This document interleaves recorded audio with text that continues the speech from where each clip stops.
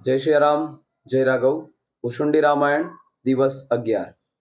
विपिन गवन केवट अनुरागा, सुरसरि उतरि निवास प्रयागा। वाल्मीक प्रभु मिलन बखाना, चित्रकूट जिमि बसे भगवाना। કુશુંડીજી મહારાજ ગરુડજીને સંભળાવી રહ્યા છે અને કથામાં હવે કેવટનો પ્રસંગ આવ્યો છે। રઘુનાથજીનું વનગમન થયું, શૃંગવેરપુરમાં રોકાયા છે, જટા બાંધી છે અને ત્યાંથી નિષાદરાજને સાથે લઈને ગંગા તટ પર આવ્યા છે। પ્રશ્ન આવ્યો, આ ગંગાજીને પાર કેમ ઉતરવું? અને એ સમયે કેવટને બોલાવવામાં આવ્યો અને ગંગા પાર ઉતરવા માટેની રઘુનાથજીની યાચના છે। જેમ એક સામાન્ય માણસ જે કૃત્ય કરે એ રીતે રઘુનાથજી આજે અખિલ બ્રહ્માંડના નાયક થઈને આ કૃત્ય કરે છે।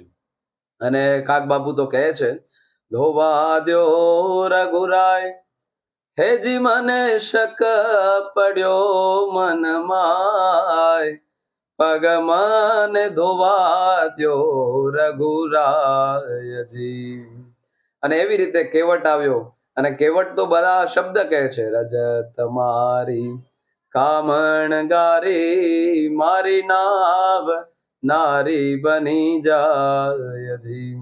કે મને તમારો મર્મ ખબર છે કે તમારા ચરણની રજમાંથી એક શિલામાંથી એક સ્ત્રી પ્રગટ થાય છે અને જો આ રજ મારી નાવ પર પડે તો મારી એક આ આજીવિકા જે કંઈ પણ ગણો એ મારી નાવ છે અને જો એ સ્ત્રી બને તો એક છે મારી પાસે ઓલરેડી।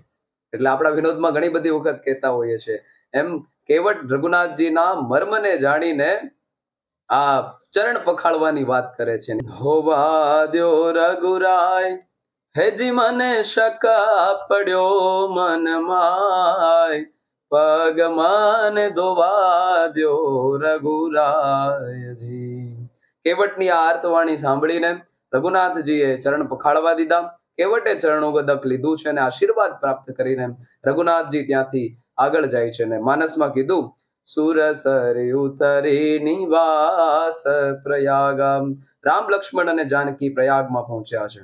વાલ્મીક પ્રભુ મિલન બખાના, કે જે રીતે રઘુનાથજી અને વાલ્મીકીજીનું મિલન થયું છે ત્યાં વાલ્મીકીજી પાસે યાચના કરી છે હું કઈ જગ્યાએ નિવાસ કરું અને એ સમયે વાલ્મીકીજીએ આ પ્રશ્નના પ્રત્યુત્તરમાં લખ્યું છે અને એમાં કહેવામાં આવ્યું પ્રમાણે, ચિત્રકૂટ રઘુનંદન છાયે, સમાચાર સુની સુની મુનિયાએ। રઘુનાથજી ચિત્રકૂટની અંદર નિવાસ કર્યા એ વૃત્તાંત સંભળાવ્યો છે। જય સિયારામ, જય રાઘવ। કુશુંડી રામાયણ દિવસ 11।